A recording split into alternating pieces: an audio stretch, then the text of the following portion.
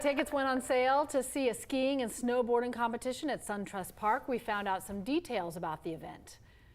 It's called the Visa Big Air event. Coming in December, SunTrust Park has hosted concerts, football games, never something like this.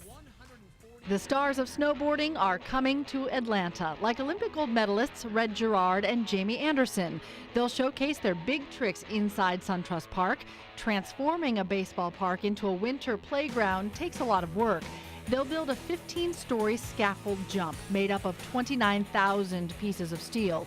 It'll be half a football field tall.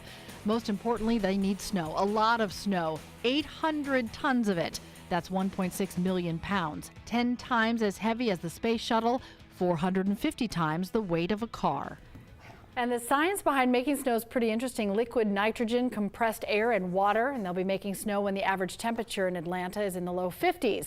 Organizers say no problem. They can make it no matter the temperature, and they can make it very quickly. So if it's warmer, they'll just fill in any spots that start to melt.